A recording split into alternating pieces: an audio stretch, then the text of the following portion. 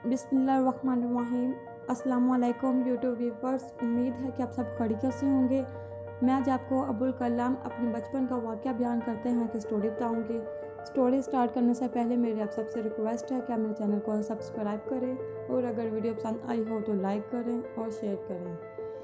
तो आएँ अब हम चलते हैं अपनी वीडियो की तरफ। अबुल कलाम अपने बचपन का वाक़या बयान करते हैं कि इनकी वालदा मुलाजमत भी करती थी और घर के कामकाज भी वहीं करती थी।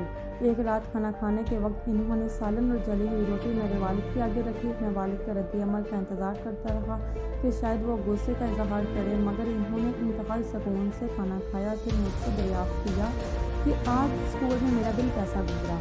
मुझे याद नहीं मैंने क्या जवाब दिया, लेकिन किसी सुना में मेरी वालदा ने रोटी जल जाने की माजरत की, मगर मेरे वालिद ने कहा कि उनको ये रोटी खाकर कर लग पाया। इसी रात अपने वालिद को सब बखैर करने में उनके कमरे में गया तो इनसे सवाल किया क्या वाकई इन्हें जली रोटी खाकर लग पाया।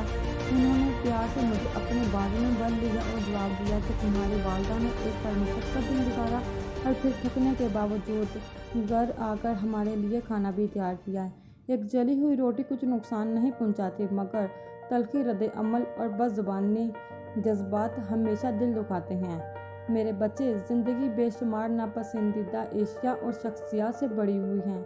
मैं भी कोई बेहतरीन या मुकम्मल इंसान नहीं हूँ।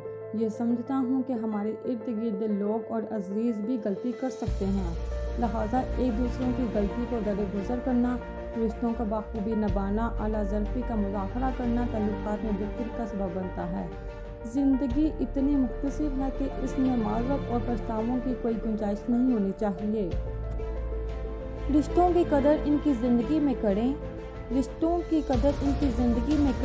करें वरना तस्वीरें कहाँ किसी की कमी पूरी कर सकती हैं। रिश्तों की रस्सी कमज़ोर तब होती है जब